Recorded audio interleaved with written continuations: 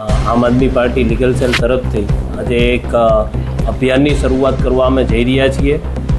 તમને કદાચ બધાને ખબર હશે કે સોસાયટી દ્વારા 1961થી અને 27/4/1982 સુધીમાં શેર સર્ટિફિકેટ આપતા હતા અને એમાં જે કંઈ વેચાણ થતા હતા એક સોસાયટીના ઠરાવની અંદર જ થતા હતા. 27/4/1982થી 1/9/2001 સુધી, એટલે 27/4/1982 પછી એવો નિયમ આવ્યો કે પ્રથમ તબદીલીથી સ્ટેમ્પ ડ્યુટી અને રજિસ્ટ્રેશન ફીની વસૂલાત કરવામાં આવશે અને નોંધણી ફરજિયાત કરવામાં આવશે.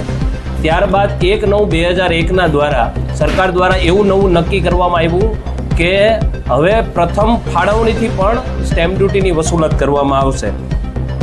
ત્યાં સુધી બધું બરાબર હતું, પણ મહેસાણાના કલેક્ટર દ્વારા 22/12/2020ના લેટરથી સુપ્રિન્ટેન્ડન્ટ ઓફ સ્ટેમ્પને એક પ્રશ્ન પૂછવામાં આવ્યો હતો કે પ્રથમ ફાળવણી ઉપર સ્ટેમ્પ ડ્યુટીની વસૂલાત કરવી કે નહીં.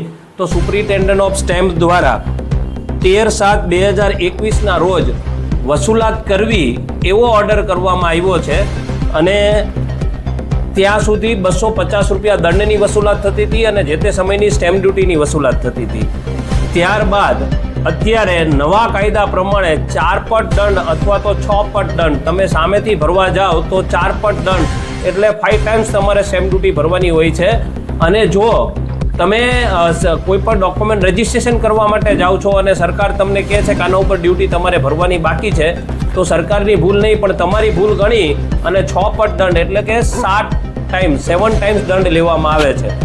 તો મારી દ્રષ્ટિએ એવું છે કે હવે જે નવા સમાચાર અમને મળ્યા છે એ મુજબ બોમ્બેનો એક્ટ છે 1860 અને Gujarat registration act society act છે 1961, ત્યારથી જે 27/5/1982 સુધીમાં જે કંઈ ટ્રાન્ઝેક્શન થયેલા છે એના ઉપર પણ સરકાર ડ્યુટી વસૂલવાની તૈયારી કરી ચૂકેલું છે એવું અમને જાણવા મળેલું છે.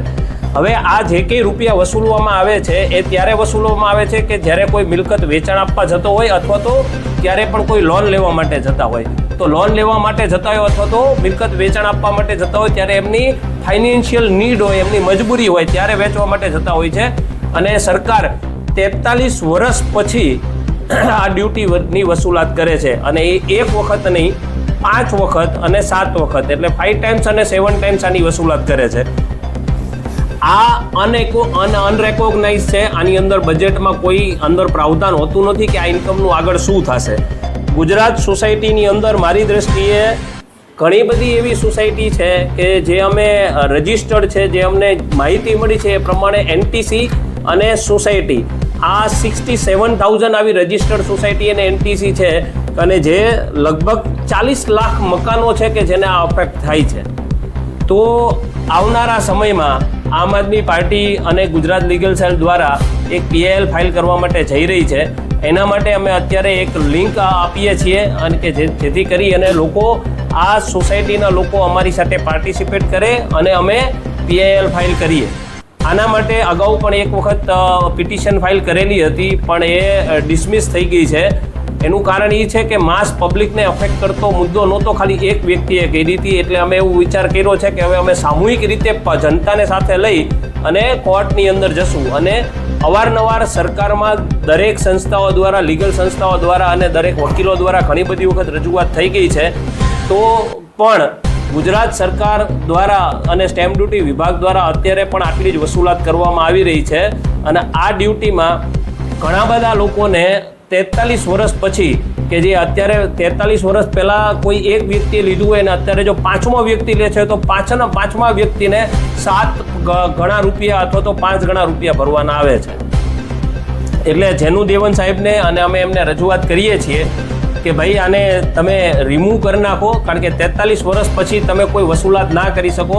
તમે આજે જોયું હશે કે હાઈકોર્ટની અંદર જે માજી સૈનિક છે એને કોર્ટની અંદર એવું કીધું કે સાહેબ અમારે આ જમીન મેળવવાની હતી, અમે અરજી કરેલી હતી છતાં પણ અમને જમીન મળેલી નથી. તો સરકાર દ્વારા જવાબ આપવામાં આવ્યો છે કે સાહેબ 15 વર્ષ પહેલાંની અરજી હતી, જેનું તમે ફોલોઅપ નથી લીધું તો એ હવે તમને મળવા પાત્ર નથી. જો સરકાર જનતાને 15 વર્ષ સુધી તમે ફોલોઅપ ના લો તો એને વસૂલાત નથી, એને જો એની જમીન મળતી નથી તો શું સરકાર 43 વર્ષ પછી પબ્લિક પાસેથી આવી રીતે લૂંટ ચલાવી શકે?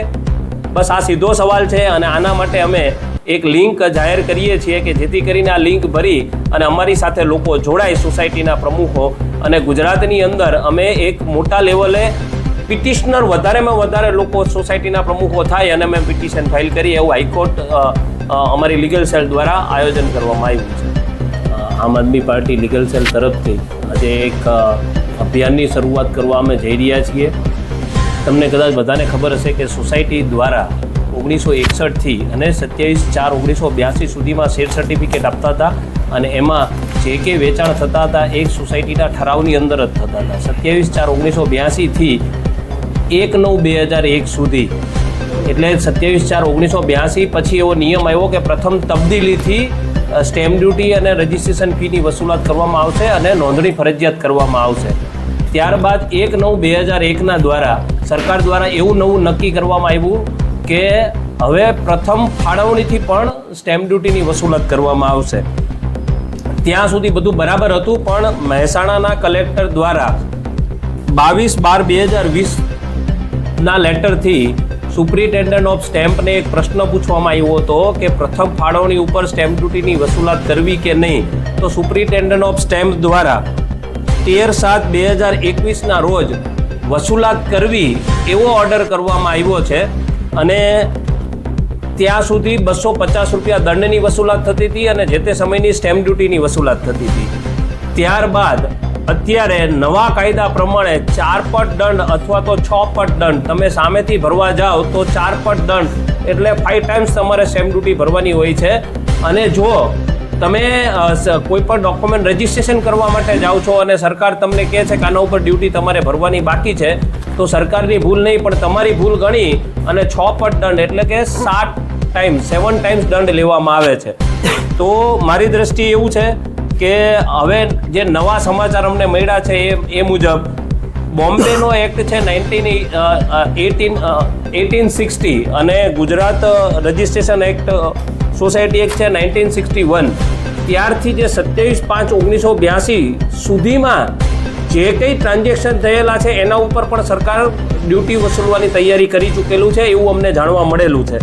હવે આ જે કંઈ રૂપિયા વસૂલવામાં આવે છે એ ત્યારે વસૂલવામાં આવે છે કે જ્યારે કોઈ મિલકત વેચાણ આપવા જતો હોય અથવા તો ત્યારે પણ કોઈ લોન લેવા માટે જતા હોય. તો લોન લેવા માટે જતા હોય અથવા તો મિલકત વેચાણ આપવા માટે જતા હોય ત્યારે એમની ફાઇનાન્શિયલ નીડ હોય, એમની મજબૂરી હોય ત્યારે વેચવા માટે જતા હોય છે. અને સરકાર 43 વર્ષ પછી આ ડ્યુટીની વસૂલાત કરે છે અને એ એક વખત નહીં 5 વખત અને 7 વખત એટલે 5 ટાઈમ્સ અને 7 ટાઈમ્સ આની વસૂલાત કરે છે. આ અનરેકોગ્નાઇઝ છે. આની અંદર બજેટમાં કોઈ અંદર પ્રાવધાન હોતું નથી કે આ ઇન્કમનું આગળ શું થશે. બરાબર. બીજું કે આ ખાલી ને ખાલી પરિપત્ર બહાર પાડવામાં આવ્યો છે કે ભાઈ પ્રથમ ફાળવણીથી તમારે સ્ટેમ્પ ડ્યુટીની વસૂલાત કરવી. આ કોઈ કાયદો બનેલો નથી ગુજરાત ગવર્મેન્ટનું કોઈ નોટિફિકેશન, છતાં પણ અધિકારીઓ અને સ્ટેમ્પ ડ્યુટીના વિભાગના લોકો તમારા દસ્તાવેજ અને મોર્ગેજ અથવા તો કોઈ પણ ડોક્યુમેન્ટ તમે રજિસ્ટ્રેશન કરવા માટે જાઓ છો તે અટકાવી અને ડેપ્યુટી કલેક્ટરમાં મોકલી અને એના ઉપર જનતાને લૂંટવાનું કામ કરી રહી છે.